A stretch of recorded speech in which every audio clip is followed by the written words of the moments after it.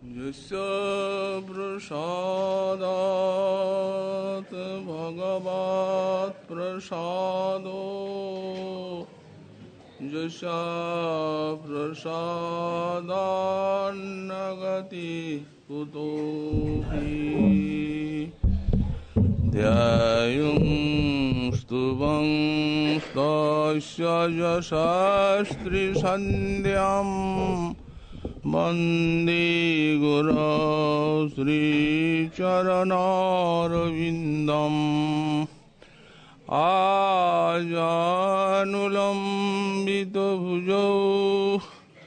कनकावदातौ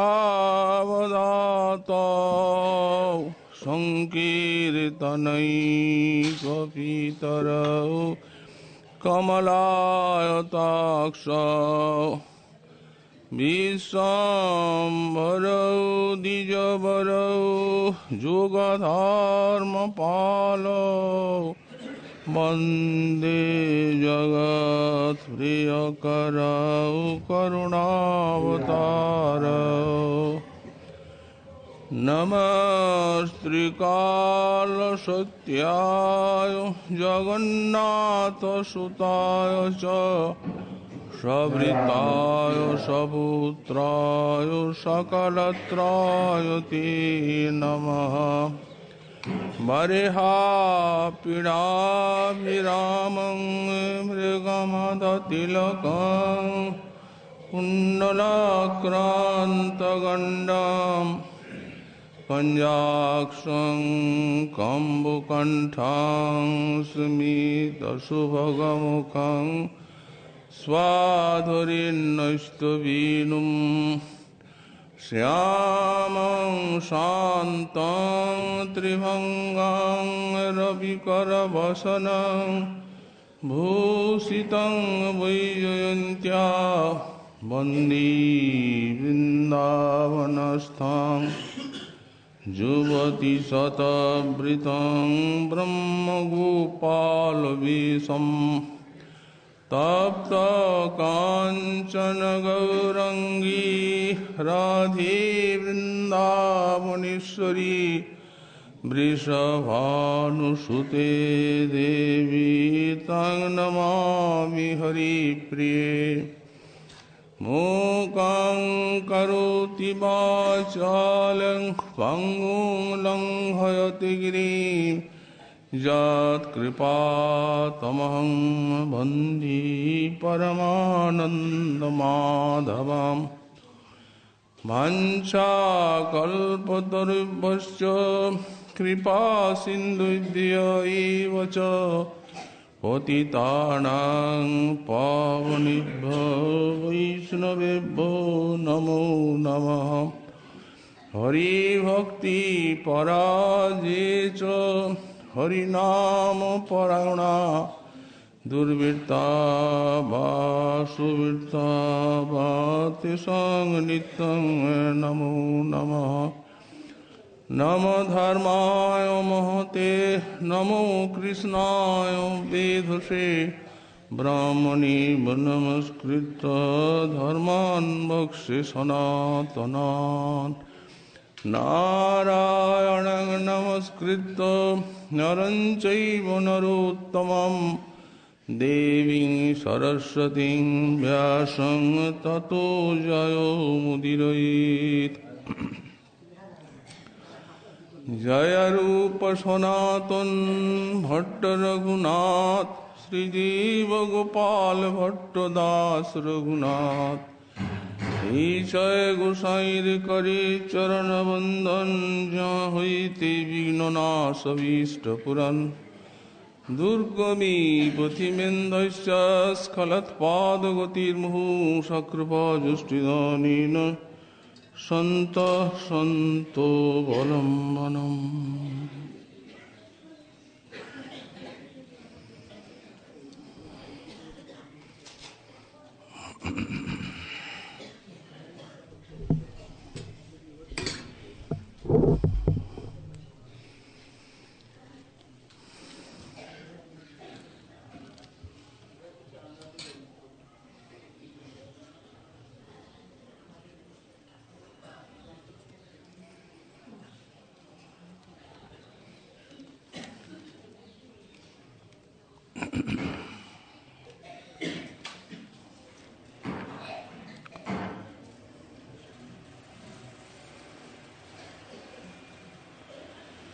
यदि वृंदावनो मात्र गोचरमहु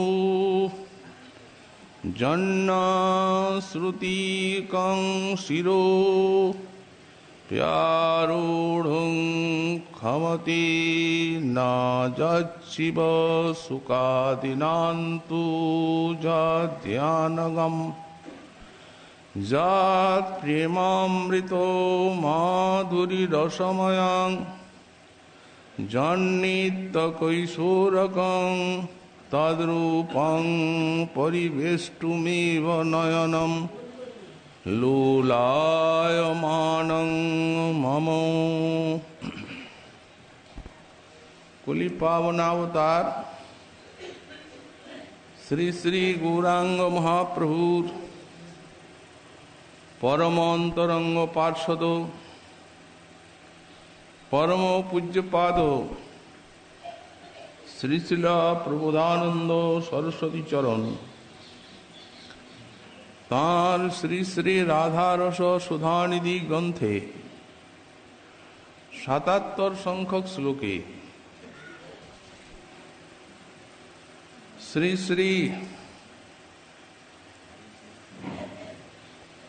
রাধারানীর চরণ সান্নিধ্যে তাঁর দর্শন কামনা করতে গিয়ে বললেন, যদ বৃন্দাবন মাত্র গোচর মহু জন্ন শ্রুতি কং শিরু প্যারোঢ়ুং ক্ষমতি ন যৎ-শিব সুখাদিনান্তু যদ্-ধ্যানগম যৎ প্রেমামৃত মাধুরী রসময়ং জন্নিত্য কৈশোরকং তদ্রূপং পরিবেষ্টুমেব নয়নম লোলায়মানং মম।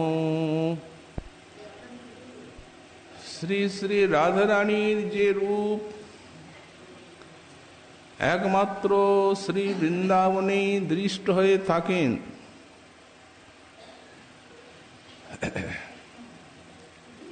শ্রুতিকং শিরোপি আরুঢ়ুম ন ক্ষমতে, যে রাধারানী রূপমাধুরী বেদ বর্ণনা করতে সক্ষম হন নাই, যৎ শিব সুখাদিনান্তু ন ধ্যানগম, শ্রীমন মহাদেব শ্রী শুকদেব প্রভৃতিও রাধারানীর যে রূপ ধ্যানে আনয়ন করতে পারেন নাই। যৎ প্রেমামৃত মাধুরী রসময়ং জন্নিত্য কৈশোরকম, রাধারানীর যে রূপ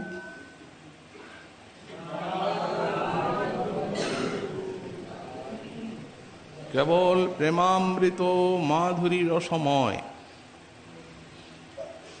এবং যাহা নিত্য কৈশোর, তদ্রূপং পরিবেষ্টুমেব নয়নম লোলায়মানং মম, তদ্রূপং পরিবেষ্টুং এব মম নয়নং লোলায়মানং চঞ্চলং ভবতি। শ্রী রাধারানীর যে সেই রূপমাধুরী, সেই রূপমাধুরী দর্শনের নিমিত্ত আমার নয়ন অতিশয় চঞ্চল হচ্ছে। গতকাল আমরা এই শ্লোকের ব্যাখ্যা প্রসঙ্গে শ্রী রাধারানীর যে রূপ সে একমাত্র বৃন্দাবনেরই সম্পদ, তাই একমাত্র বৃন্দাবনে সেই রূপ দর্শন করেন এই ব্রজপ্রেমিকগণ। তাছাড়া অন্যত্র রাধারানী রূপমাধুরী দর্শন করার কোনো উপায় নেই। এই বিষয়ে আমরা গতকাল কিঞ্চিত আলোকপাত করার চেষ্টা করেছি। রাধারানী হচ্ছেন বৃন্দাবনের সাক্ষাৎ মাধুরী। এই যে বৃন্দাবন লীলা, এ অতি রহস্যময় লীলা, তত্ত্ব সম্বলিত লীলা বৈচিত্র্যের মধ্যে বৃন্দাবনের মাধুরী সুরক্ষিত আছে। পরম তত্ত্বময় বস্তু স্বয়ং ভগবান ব্রজেন্দ্রনন্দন, পরম তত্ত্বময়ী পরম মহাশক্তি শ্রী শ্রী রাধারানী, সচ্চিদানন্দ আনন্দঘন পদার্থ বিশেষ্য এবং শক্তি হচ্ছেন তার বিশেষণ। তো সেই শক্তিকে নিয়ে শক্তিমান বিশিষ্ট বস্তু, এই শক্তি সহ শক্তিমানী লীলা। রাধাকৃষ্ণ শক্তি শক্তিমান এক অখণ্ড তত্ত্ব। রাধা পূর্ণ শক্তি, কৃষ্ণ পূর্ণ শক্তিমান, এই দুই বস্তু ভেদ নহি, শাস্ত্র প্রমাণ। রাধা কৃষ্ণে শক্তি শক্তিমানে মূলত বা তত্ত্বত কোনো ভেদ নাই। কেমন? দৃষ্টান্ত দেওয়া হয়েছে, মৃগমদ তার গন্ধ, জইছে অবিচ্ছেদ, অগ্নি অগ্নি জ্বালা চয়, কবু নহে ভেদ। যেমন অগ্নি এবং তার দাহিকা শক্তি, মৃগমদ এবং তার গন্ধ, যেমন এগুলিকে বিচ্ছিন্ন করা যায় না, তেমনি শক্তিমান এবং শক্তি, গোবিন্দ পূর্ণ শক্তিমান, রাধারানী পূর্ণ শক্তি, সেই শক্তি এবং শক্তি মানে লীলা, লীলারস আস্বাদিতে ধরে দুই রূপ। নিত্যকাল কোন অখণ্ড লীলারস মাধুরী আস্বাদনের জন্য এক বস্তু রাধা আর কৃষ্ণ।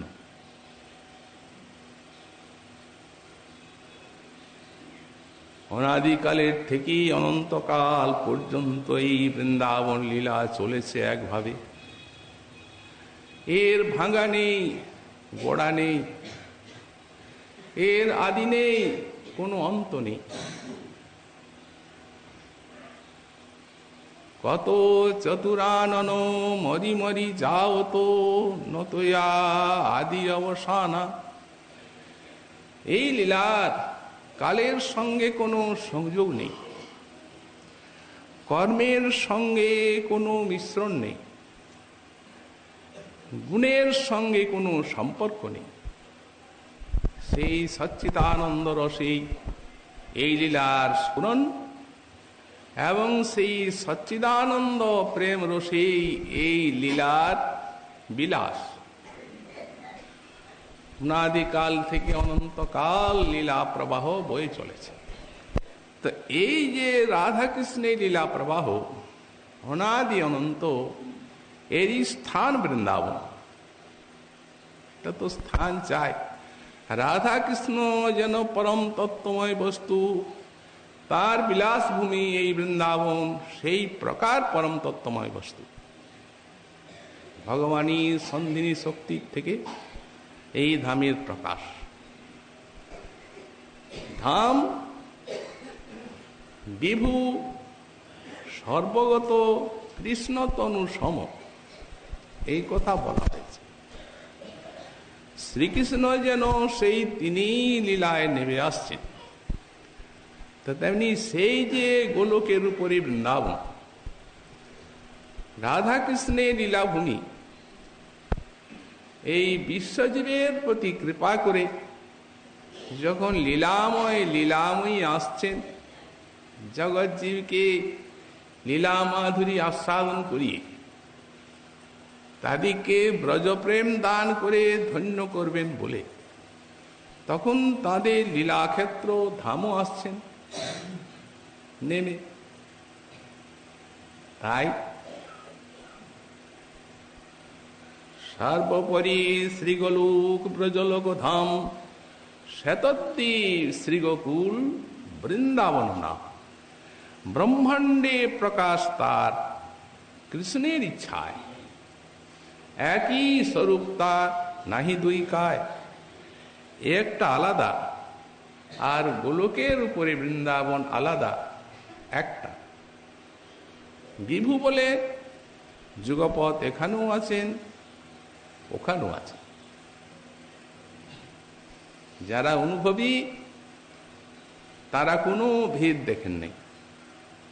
গোপকুমার চলে গেলেন সেই গোলকে, গোলক বৃন্দাবন, এখানেও ফিরে এলেন। ওই যাতায়াত করেন, ভগবত ইচ্ছায় কোনো সময় ওখানে যান, আবার এখানে আসেন। উনি অনুভব করে আর তত্ত্বটি শ্রী জনশর্মার নিকটে ব্যক্ত করলেন। ব্রাহ্মণ কোনো ভেদ দেখি না, একটা ভেদ, ওটা উঁচু আর এটা নিচু। যখন যাই মনে হয় উপরে যাচ্ছি, অতএব এটা উঁচু উপরে, আর যখন আসি তখন মনে হয় নিচে যাচ্ছি, অতএব এটা নিচু। এক বিন্দু ভেদ নাই, ওখানে যা আছে এখানে তাই আছে। নাহি কোনো ভেদ, কোনো প্রকার ভেদ নেই ধামে, একই ধাম। উনি বললেন আমি কোনো ভেদ দেখি, কিন্তু আমাদের মহাজনগণ শ্রীমন মহাপ্রভুর কৃপায় ভেদ একটু দেখেছেন বই কি। শ্রী বিশ্বনাথ চক্রবর্তী পাদ যখন সেই ব্রহ্মস্তুতির প্রপঞ্চং নিষ্প্রপঞ্চোপি বিড়ম্বয়সি ভূতলে প্রপন্ন জনতানন্দ সন্দোহং প্রথিতং প্রভু, তখন টিকায় লিখছেন, একটা দৃষ্টান্ত দিচ্ছেন। এই ধাম আর সেই গোলক বৃন্দাবন একই জিনিস, কিন্তু লীলাটি হচ্ছে নরবত লীলা। এখানে যে ভৌমব্রজ, এই ভৌমব্রজের কিছু বৈশিষ্ট্য বা লীলা সৌন্দর্য আছে। যেমন যেমন যদি একটা শ্বেত কাঁচের পাত্রে কেউ হীরক রত্নকে রাখেন, তো পাত্রটাও শ্বেত স্বচ্ছ, হীরকটাও স্বচ্ছ, তেমন চমকদার দেখাবে না। যদি কোনো লাল নীল কাঁচের পাত্রে রাখা হয়, তখন সেই রঙ ওর ভিতরে ঢুকবে, চকচক চকচক করে, চমৎকার। তো বললেন তেমনি ওখানে তো প্রকাশময় লোক, আর সেই নরবত লীলা এই ভৌমব্রজে এই সত্তরজতম গুণ, এগুলি যেন ঠিক লাল নীল ওই কাঁচের মতো। এখানে এই ধামির চাকচিক্য চমৎকার। লোকবৎ লীলা কৈবল্যম। সুতরাং এই বৃন্দাবনের মাধুরী এই স্থানে এইভাবে সর্বাপেক্ষা চমৎকার রূপে আস্বাদিত হয়ে থাকে। তাই গোস্বামী পাদ বললেন, জন যদ বৃন্দাবন মাত্র গোচরম। এই ভৌমব্রজে গোচর রাধারানী লীলা মাধুরী, লীলাময়ী রাধা অতীব চমৎকার। শিল গোস্বামী পাদ শ্রী বৃন্দাবনের অশেষ কৃপাভাজন। তিনি যে এই বৃন্দাবন মহিমামৃত লিখেছেন, গ্রন্থটি আমরা জানতে পাই যে এটি 100 শতক, তো তার মধ্যে মাত্র এখন 17টি শতক পাওয়া যায় বৃন্দাবন মহিমামৃতে। যদি 100 শতক হয় এই বৃন্দাবন মহিমামৃত, তাহলে সেটা শ্রীমদ্ ভাগবতের মতো বিশাল গ্রন্থ হবে। তো শ্রীপাদ যে এতে বৃন্দাবনের মহিমা লিখেছেন, সেই লোকাতীত মহামহিমাময় শ্রী বৃন্দাবনের যে ঐশ্বর্য এবং মাধুর্যের তিনি যে বিবৃতি দিয়েছেন, সত্যিকারই চমক লাগানো কথা। কেউ এই সব কথা বলতে পারেননি। যেমনি তার ভাব মাধুর্য, তেমনি তার ভাষা মাধুর্য, তেমনি তার বর্ণনার সৌন্দর্য, তেমনি তার গম্ভীর বর্ণনার পরিপাটি। যারা অনুশীলন করেন তারা এক বাক্যে স্বীকার করতে বাধ্য হবেন যে শ্রী বৃন্দাবন মহিমামৃতম সরস্বতী পাদের এক সংস্কৃত সাহিত্য ভাণ্ডারে এক অতুলনীয় অনুপম রত্ন, স্বীকার না করে উপায় নেই। এইভাবে তিনি বৃন্দাবনের মহিমা লিখেছেন। আমরা বলবো এই সবই বৃন্দাবনের কৃপা। সব প্রকাশ কৃষ্ণ তনুসম বৃন্দাবনের করুণা লাভ করেছেন, রাধারানীর কৃপা যথেষ্ট পেয়েছেন, তাই তাঁর লেখনী মূলে এই এক অতুলনীয় অমৃতের ভাণ্ডার সৃষ্টি হয়েছে। তো সুতরাং তিনি বৃন্দাবনের মহিমা যেভাবে প্রকাশ করেছেন, বৃন্দাবনের বস্তু, বৃন্দাবনের স্থাবর জঙ্গম, বৃন্দাবনের সমস্ত বৃক্ষলতা, বৃন্দাবনের সব নদ নদী, কি তত্ত্বময় বস্তু, এগুলির বাস্তব চিত্রাঙ্কন করেছেন গোস্বামীপাদ এই বৃন্দাবন মহিমামৃতে। সুতরাং এই রাধারানী একমাত্র যে বৃন্দাবনে গোচর, এই বস্তু তার সেই বিশাল রাধারানীর কৃপা এবং তার অনুভূতি লব্ধ কথা। বৃন্দাবনকে শুভানন্দিনী ত্যাগ করেন নাই কখনো। এইখানেই বৃন্দাবনকে আঁকড়ে ধরে বসে আছেন। আমরা দুটি প্রকাশের কথা বললাম, সে তো সূর্যলোক অনেক দূর, সে তো এই কুরুক্ষেত্র অনেক দূর, কিন্তু যখন মথুরায় গেলেন, কৃষ্ণ বিহনে যার একটা ক্ষুদ্রতম ক্ষণ কোটি যুগের মতো মনে হয়। ক্ষণকল্পতা আছে কিনা? তো এইখানের থেকে যখন কৃষ্ণ মথুরায় গেলেন, তো মথুরা কত দূর বৃন্দাবনের থেকে? অনায়াসেই তো মথুরায় যে আর রাধারানী এবং গোপীগণ দর্শন করতে পারতেন, যান নাই। এই বৃন্দাবনে এলেই দর্শন, বৃন্দাবনের বাইরে নয়। কেন যান নাই? এত যে বিশাল বিরহ জ্বালা সহ্য করলেন, তারা জানেন যে বৃন্দাবনের বাহিরে গেলে যে পরিস্থিতিতে তিনি আছেন, আমাদেরকে দেখলে তিনি ব্যস্ত হবেন, তিনি আনন্দ লাভ করবেন না। তো সুতরাং তাকে সংকোচ দিতে, তাকে দুঃখ দিতে আমরা কেন সেখানে যাব? তার যখন সময় হবে তখন তিনি আসবেন এই বৃন্দাবনে, যেখানে তার আমাদের সঙ্গে নিঃসংকোচ বিহার। কৃষ্ণ সুখ ছাড়া গোপীগণ আর কিচ্ছু জানেন না।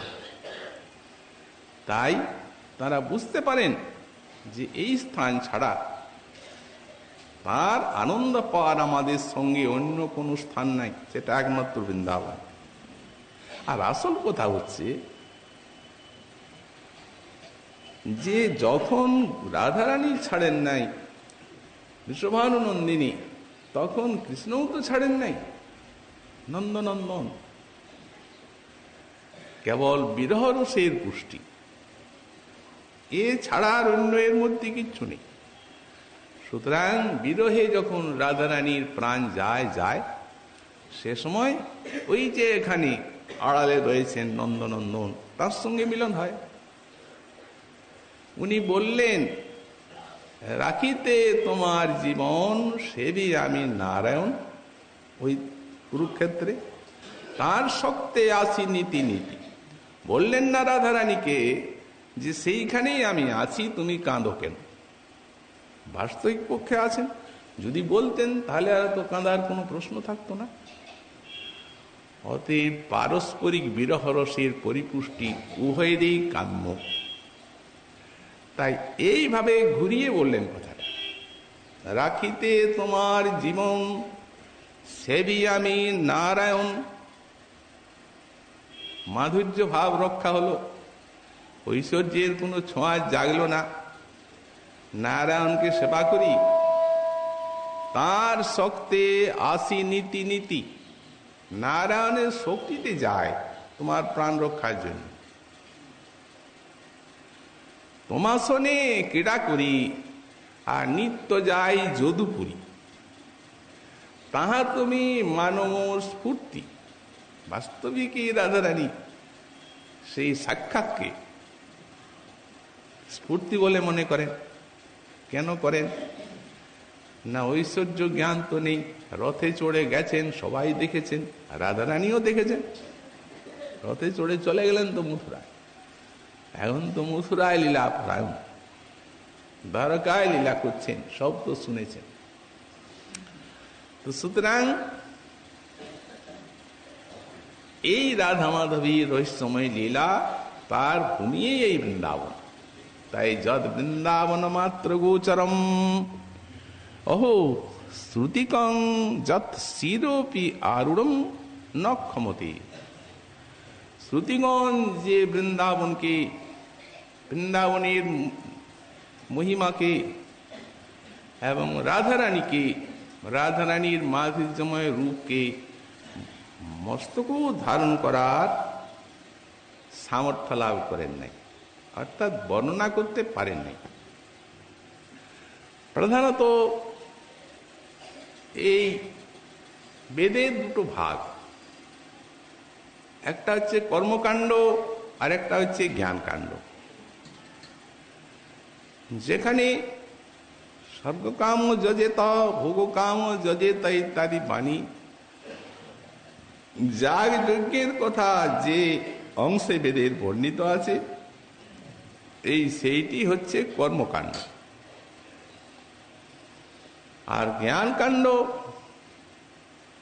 যেখানে জ্ঞানাত্মক কথা, সত্যং ব্রহ্ম ইত্যাদি, সত্যং জ্ঞানং অনন্তং, সেই আরণ্যক উপনিষদ নিয়ে হচ্ছে জ্ঞানকাণ্ড। এই যে কর্মকাণ্ড আর জ্ঞানকাণ্ড বেদের, এই দুইটি ভাগকে নিয়ে আর রচিত হয়েছে দর্শন শাস্ত্র, পূর্ব মীমাংসা আর উত্তর মীমাংসা।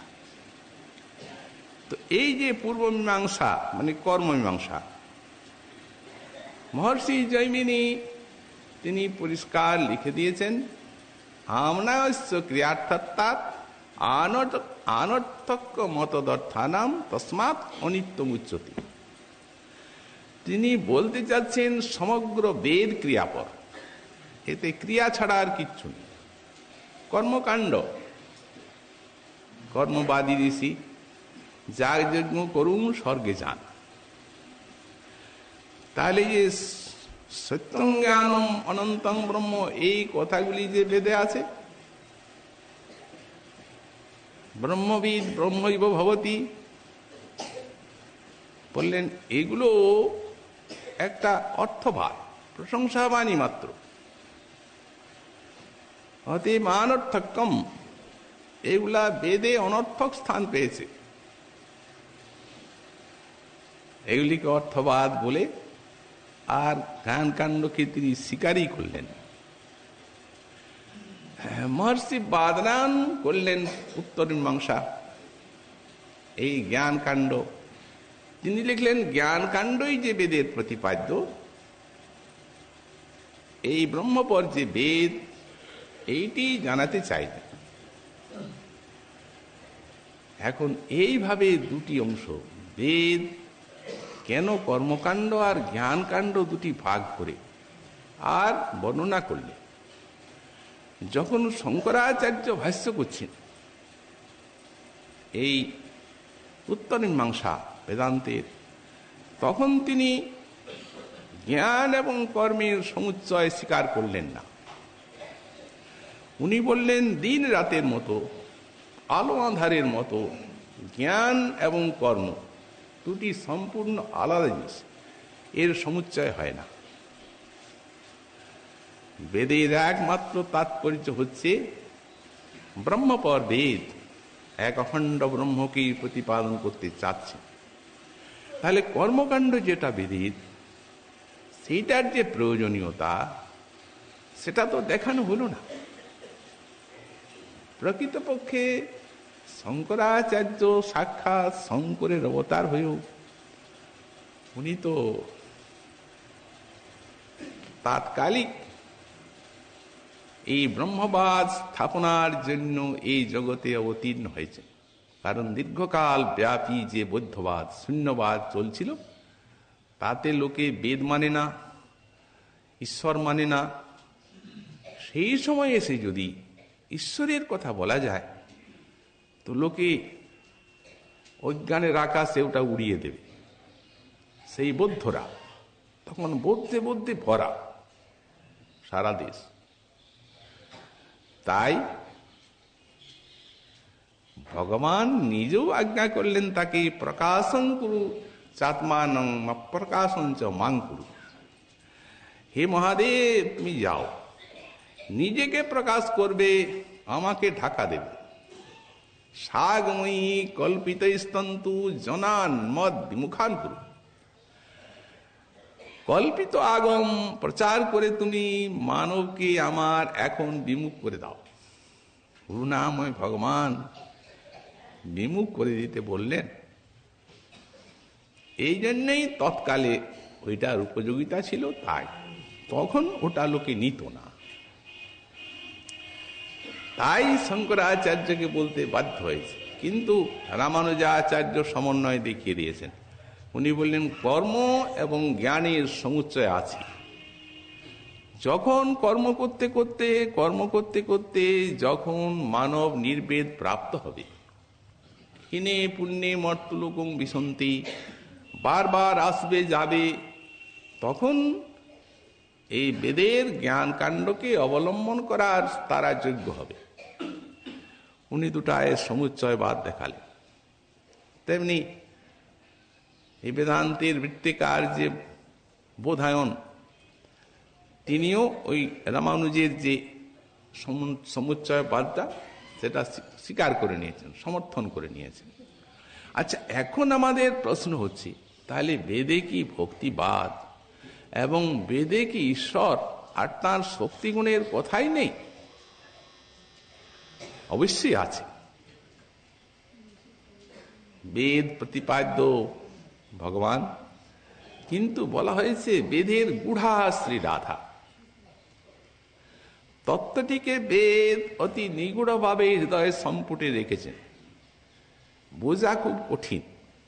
সচরাচর বেদে ঐশ্বর্যের কথাই দেখা যায়, ঐশ্বর্যময়ী ভক্তি এবং ভগবানের ঐশ্বর্য। এই মাধুর্যটি তো খুব দুর্লভ তত্ত্ব। এই জন্যেই বেদ প্রকাশ্যভাবে এই মাধুর্য তত্ত্বের কথা বা এই রাধারানী বা বৃন্দাবন রহস্যের কথা প্রকাশ্যভাবে বর্ণনা করেন নাই। তবে রাধারানীর কথা কি বলেন নাই? বলেছেন। যেমন ঋক সাম অথর্ব, তিনটা বেদে একটা মন্ত্র পাওয়া যায়। স্তোত্রং রাধানাং পতে গির বাহু বীর জৈস্যতে। হে বীর রাধানাথ, স্তুতিভাজন তুমি, তোমার স্তোত্র বিভূতি জয়শীল হোক। এইভাবে রাধারানীর কথা আছে, রাধারানীর নাম। সামাজ সবলং প্রপদ্যে, সবলং সামাজ প্রপদ্যে উপনিষদে আছে। সাম থেকে সবল, এখানে সবল অর্থে রাধা। পরিষ্কার করে রাধা নাম বললেন না, ঢাকা। শাম থেকে স্বামীর বিলাস বৈচিত্র্যে রাধাকে পাওয়া যায় এবং রাধার থেকে শামকে পাওয়া যায়, এইভাবে আছে। তারপরে আমাদের যে গোপাল তাপনী শ্রুতি, উনি তো ঐশ্বর্যের কথা বললেন রাধারানী। কল্পতরুমূলে বৃন্দাবনী গোবিন্দ বিরাজমান, তার দে পার্শ্বে রাধা চন্দ্রাবলী, এই কথা বলে তারপর বলছেন তৈসাদ্যা প্রকৃতি রাধা নিত্যা নির্গুণা দৃশ্যাংশে লক্ষ্মী দুর্গাদিকা শক্তয় আদ্যা প্রকৃতি শ্রী রাধা মূলা শক্তি। যার অংশে দুর্গা এবং সরস্বতী, দুর্গা ইত্যাদি যার অংশ কলাতে প্রকাশিত, এখানে ঐশ্বর্যের কথা বলা। তো সুতরাং এই যে মাধুর্য তত্ত্ব এ অতিশয় গূঢ়া, তাই বলা হয়েছে শ্রুতি একে বর্ণনা করতে পারেন নাই ন ক্ষমতে। এটা তো একমাত্র শ্রীমন মহাপ্রভুর করুণায় এই কলিহত জীব রাধা তত্ত্বের সঙ্গে সাক্ষাৎ পরিচিত হয়েছে। এছাড়া এত রহস্যময় তত্ত্ব জানার উপায় ছিল? কো বা জানাতি রাধাং, এই সরস্বতী পাদি বলেছে। এই রাধাকে কে জানতেন? পরমরস চমৎকার মাধুর্য সীমাম এক চৈতন্য চন্দ্র পরম করুণয়া সর্বমাবিশ্বকার। একা চৈতন্য চন্দ্র পরম কারুণ্য ভরে এই রাধারানীকে এই কলিজীবের সাধ্য সাধনার বিষয় করে দিয়েছে। আর তার আজ্ঞাবাহী সব তাঁর পার্শ্বদ এই গোস্বামী পাদগণ অশেষ বিশেষে এই রাধা তত্ত্ব এবং রাধারানীর ভজনের কথা, মঞ্জরি ভাব সাধনার কথা এই বিশ্বজীবকে জানিয়েছেন মহাপ্রভুর হাদ্য জেনে। তারাও তো ব্রজেরই মঞ্জরি, গোস্বামী পাদ রূপে এসেছেন। এই জন্যই কবিরাজ বললেন চিরাদত্তম নিজ গুপ্তবিত্তম সপ্রেম নামামৃতমত্তুদার। এ কি কোন যুগে কোন অবতার পুরুষ বা কোন মহাজন প্রচার করেছেন এই রহস্যময়ী রাধারানীর কথা? না এই রহস্যময় বৃন্দাবন লীলার কথা? এটা অনর্পিত চরি। চিরাদত্তম, চিরাদ শব্দের অর্থ হচ্ছে সেই ব্রহ্মার যে পূর্ব দিনে যখন স্বয়ং ভগবান ব্রজেন্দ্রনন্দন অবতীর্ণ হন, তার অব্যবহিত পরবর্তী কলিযুগে যখন মহাপ্রভু এসেছিলেন তখন দেওয়া হয়েছিল। ওটা তো ব্রহ্মার দিনে দিনে দিনে দিনে হয়ে আসছে, এটা বাঁধা। এই জন্য চিরাদ বহুদিন পূর্বে, মোটামুটি 4000 চতুর্থ, এতদিন আগে। আর এই দেওয়া হচ্ছে এইবারে এই কলিতে, বিশেষ কলিতে। তো সুতরাং এটি তার গুপ্তবিত্তম রাধাভাব অঙ্গীকারকারী মহাপ্রভু এই গোপনীয় জিনিস দিয়েছেন হৃদয় উদ্ঘাটন করে। এই বৃন্দাবনের কথা, এই রাধারানীর কথা, কি আবেশ এই বৃন্দাবনে লীলা চলেছিলেন। হা হা কাহা বৃন্দাবন, কাহা গোপীন্দ্র নন্দন, কাহা সেই বংশীবদন, कहाँ से বেণুগান, कहाँ से त्रिभंग ठाम, कहाँ प्रभु मदन मोहन। বন দেখলেই মনে হয় এই বৃন্দাবন, নদী দেখলে মনে হয় এই যমুনা, পর্বত দেখলে মনে হয় গোবর্ধন। উপবন উদ্যান দেখি বৃন্দাবন জ্ঞান, তাহা যায় নাচে গায় খনি মূর্ছা যান। চটক পর্বত দেখি গোবর্ধন ভ্রমে, প্রভু ধাইয়া চলে আর্তনাদ করিয়া ক্রন্দনে।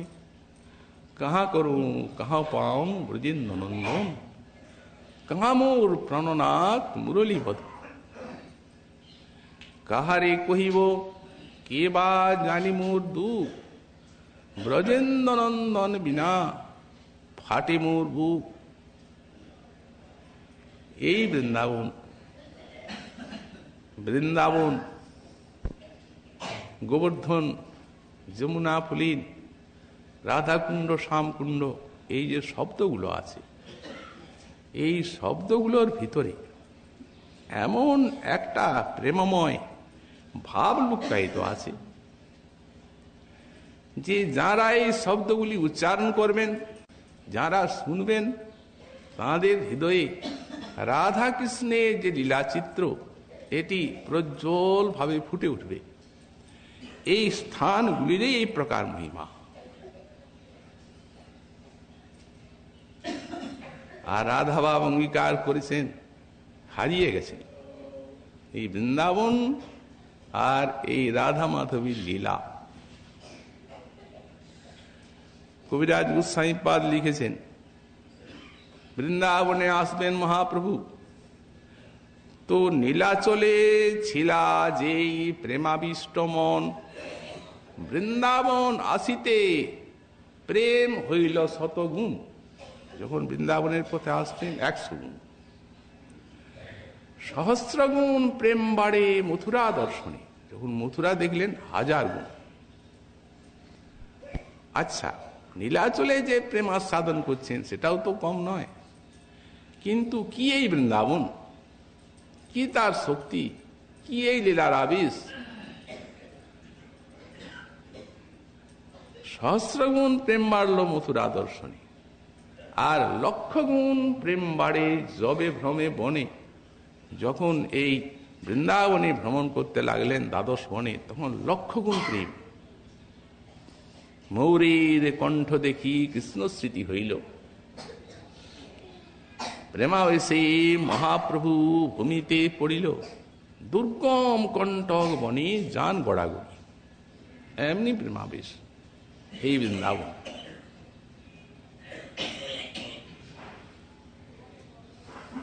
যমুনা দেখলেই ঝাঁপ দিয়ে পড়েন, যতদিন ছিলেন এই প্রেমের আবেশ। সুতরাং বৃন্দাবন এমন স্থান, আর এই রসময়ী লীলা কি ভক্ত কি ভগবান উভয়কেই পাগল করে দেয়। তো সুতরাং একমাত্র মহাপ্রভুরই মহাদান, তিনি আস্বাদন করেছেন, তিনি দান করেছেন, করুণয়া কৃপাতেই সম্ভবপর হয়েছে। এত রহস্যময় জিনিস, বেদ শাস্ত্রী নিগুড় বস্তু, ব্রহ্মা মহাদেবের দুর্গেয় জিনিস। তাই মহাজন বললেন, যোগীন্দ্র মুনীন্দ্র কিবা, যারে মনে গণে রাত্রি দিবা, সেই গোরা রূপে পড়ি গেল ধাঁধা। আজ অখিল ভুবনপতি কেনে ধুলায় লুটাইয়া কাঁদি। সেই যে সাক্ষাৎ স্বয়ং ভগবান ব্রজেন্দ্র নন্দন, তিনি কিভাবে আবেশে আজ ধুলায় গোড়াগড়ি যাচ্ছেন। অখিল ভুবনপতি আজ ধুলায় লটাইয়া কাঁদি, সদাই সোমরে রাধা রাধা, রাধা নাম নিয়ে গোড়াগড়ি যাচ্ছে। সেই লক্ষ্মী বিলাস ছাড়ি আজ প্রেম অভিলাষী গো। প্রেম এমন একটা জিনিস, এই ব্রজ প্রেম যে স্বয়ং ভগবানেরও লোভ জাগালো। আর এই রাধা কৃষ্ণের মধুময়ী লীলা, যাকে বেদ শাস্ত্র ব্রহ্মা মহাদেবের দুর্গম বলা হচ্ছে। অখিল ভুবনপতি ধুলায় লটাইয়া কাঁদি, সদাই সোমরে রাধা রাধা, লক্ষ্মী বিলাস ছাড়ি প্রেম অভিলাষী গো। আজ প্রভুর অনুরাগে রাঙা দুটি আঁখি। কিসের অনুরাগ? এই রাধার অনুরাগ।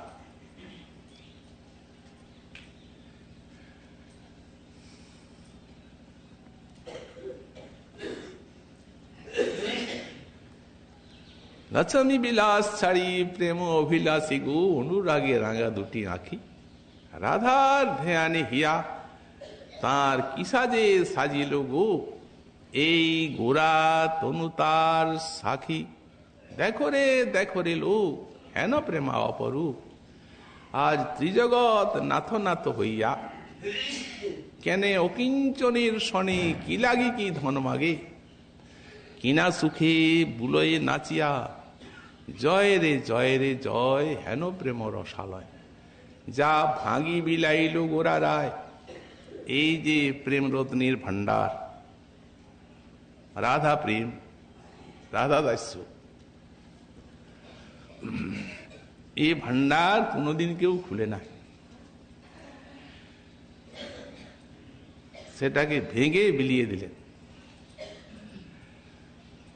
আমাদের ওই চিরাদত্তং শব্দের একটা ভাষ্য, ওই শ্লোকের একটা ভাষ্য লিখেছেন কবিরা স্ত্রী বিশ্বনাথ চক্রবর্তী পাল।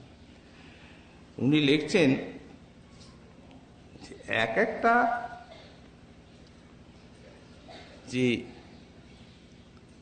মণিমাণিক্য, তো রাজার ঘরে অনেকেই থাকে।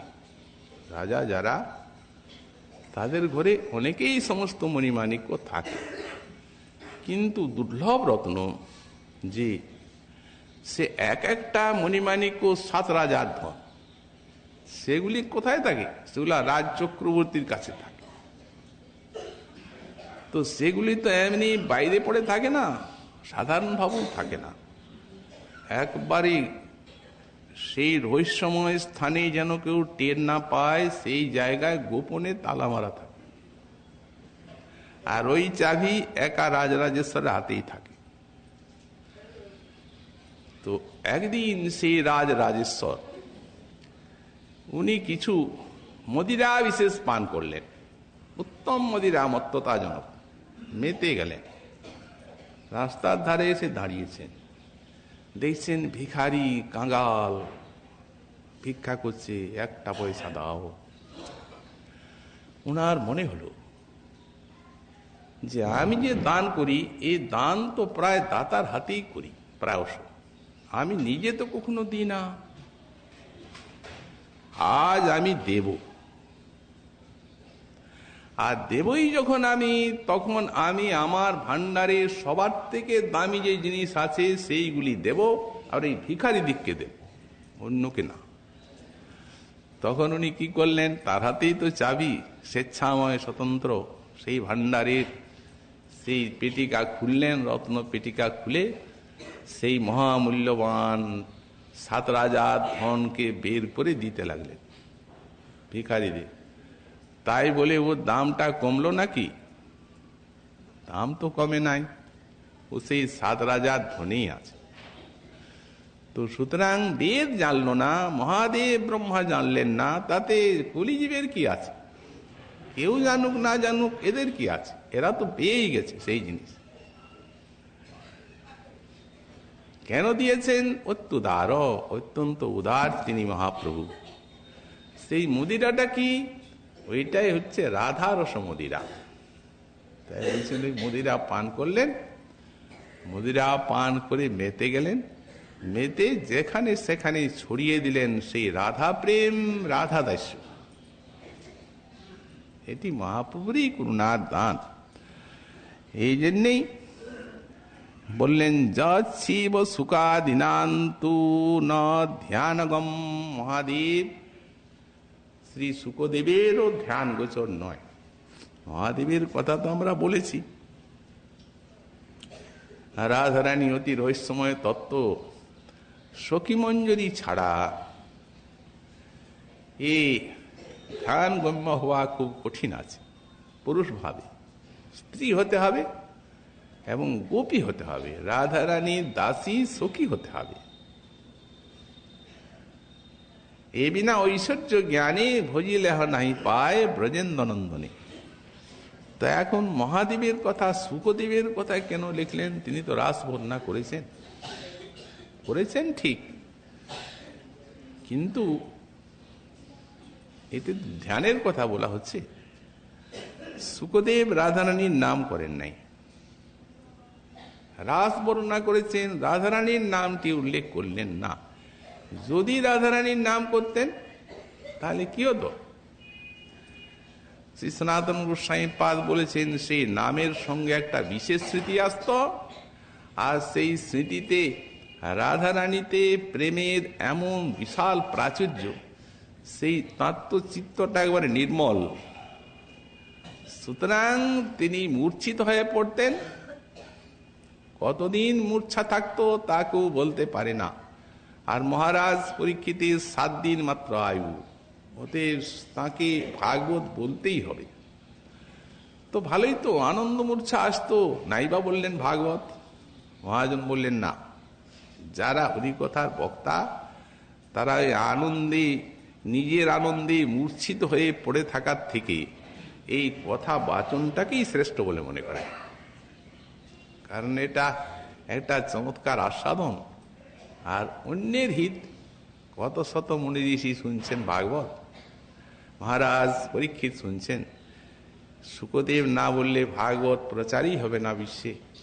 অতএব সেই কৃপাতে আমরাও শুনছি সকলে, অনন্তকাল পর্যন্ত শোনা যাবে।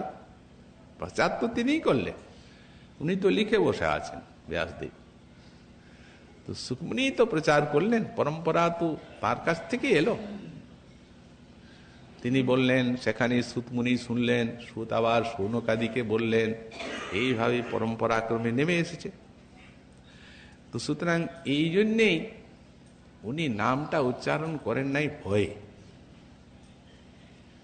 তবে হ্যাঁ, রাসলীলায় মহিমা, তার যে সব গোপিকার থেকে যে প্রাধান্য, সবই বলেছে। তবে হ্যাঁ, রাধারানীর কেন কোন গোপীর নাম করলেন না? ওই কাচি, টেকা, অন্যা এই করে চলে গেলেন।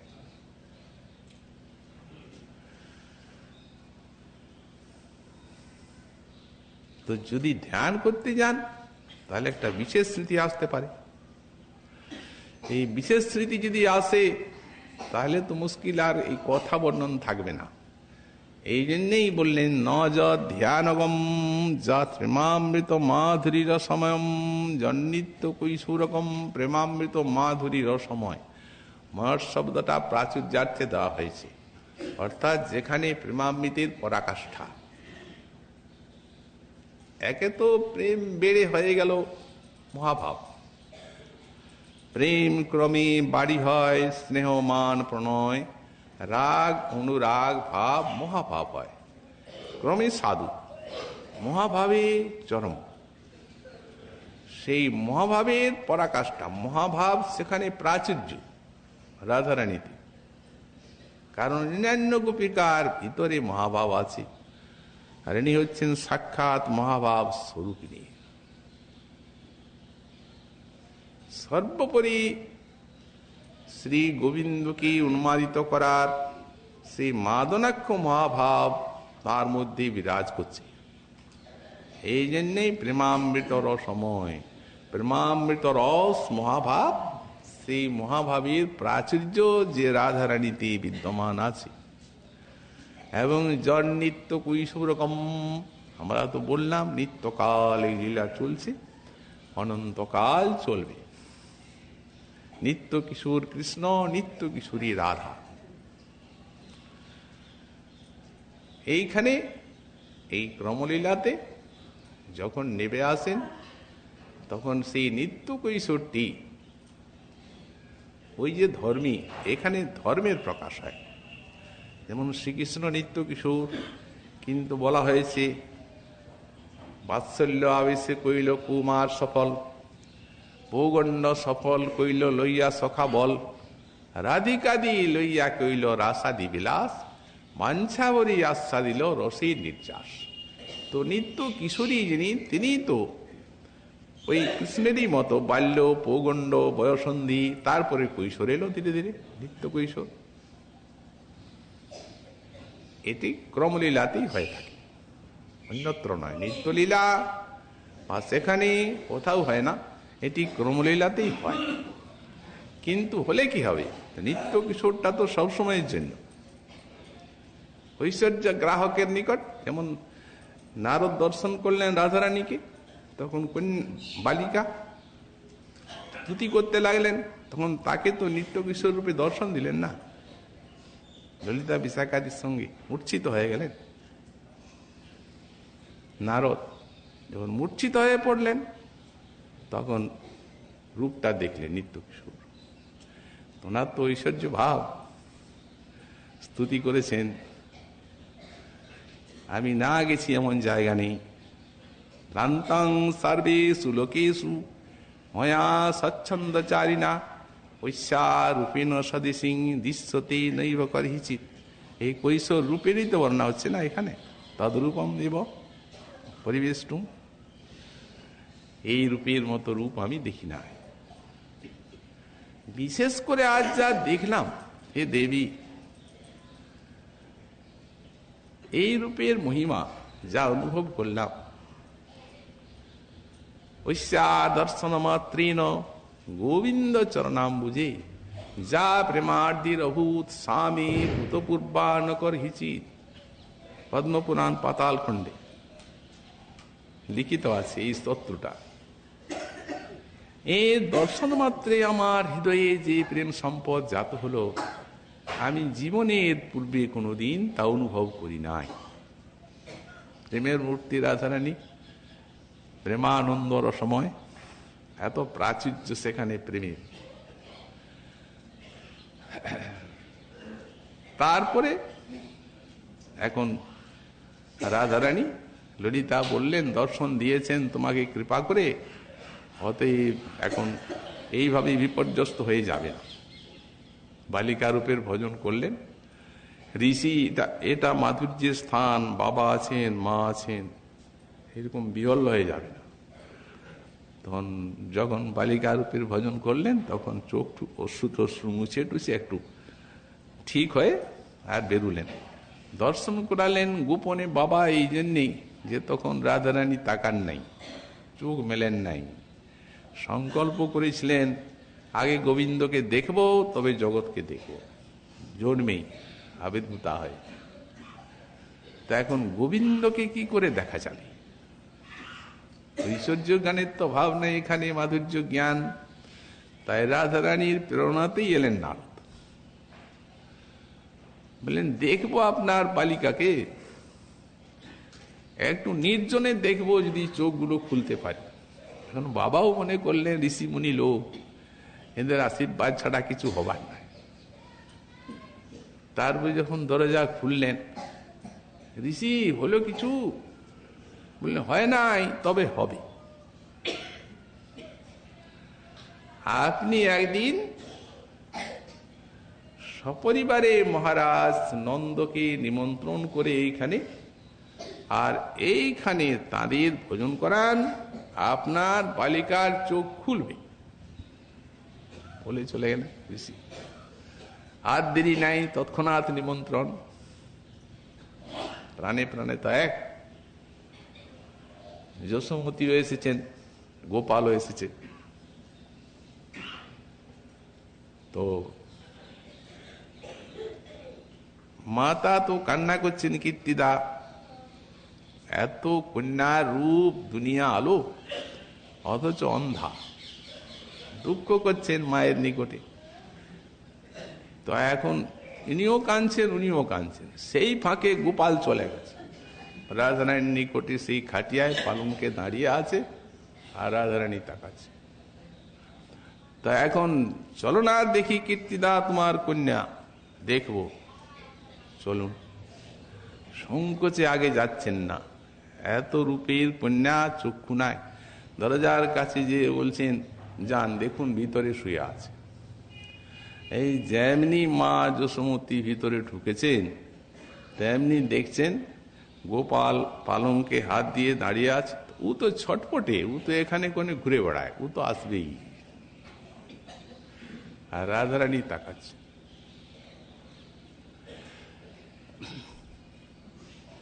যশোমতী বলছেন কীর্তিদে, কে বলল তোমার কন্যার চক্ষু নেই? আরে এসো দেখো দেখো, এমন চোখ জগতে কার আছে? তাই তো যে নয়নের ঈষৎ ঘূর্ণনে কৃষ্ণের মূর্ছা আসে সেই নয়ন। একদিন তো মুদে ছিলেন, জগৎকে দেখেন নাই, কৃষ্ণের দর্শন হলো। এইটি মুনির সেবা।